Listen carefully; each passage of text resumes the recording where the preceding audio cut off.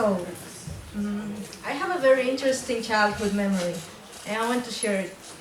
So, when I was 10 years old, I met a foreigner for the first time.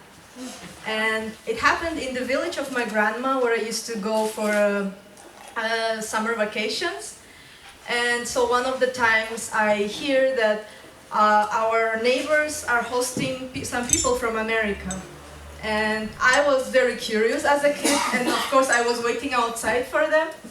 And then at the time I was also learning English, so I really it was first time when I started with English, and I really wanted to use it. So then I see these people getting off the car, and I run to this tall blonde guy and just say, "Hello, my name is Aizhan." And then he smiled at me, and he gave me he said something to me I didn't understand. He gave me a very cute teddy bear, a ruler, and a picture with his signature on it. And and of course I was happy, and I remember the title was like Mayor on the picture, but I don't know like who was he. And then I forgot about it.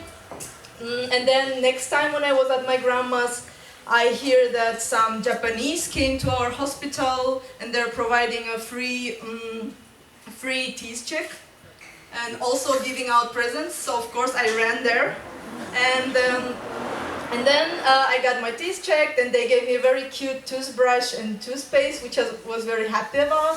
And then I went home, yeah. And then later I started thinking, why these people from Japan, America, were coming to a very small village that probably nobody cares about.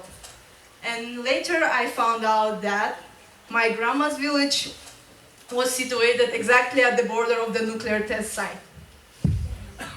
So, the nuclear test site called the Semipalatinsk nuclear test site. That's the name of the city. And this pink block there, it's the territory of it. And here is my grandma's village. So it's here.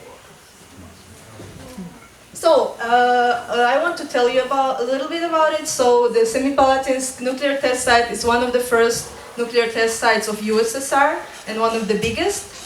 And the first test was made in 1949. And since then, until 1989, more than 450 tests were conducted. Nuclear tests were conducted there. So these are the craters produced by the nuclear test. As you can see, that's a picture from today.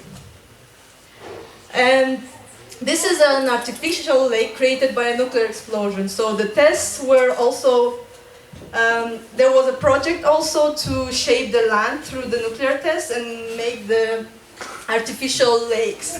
So they even put their fish, and it still exists today, and it has a very clean water and fish in it. And some locals fish there, and they say that the fish there are especially big, and it's very, yeah, that's crazy. And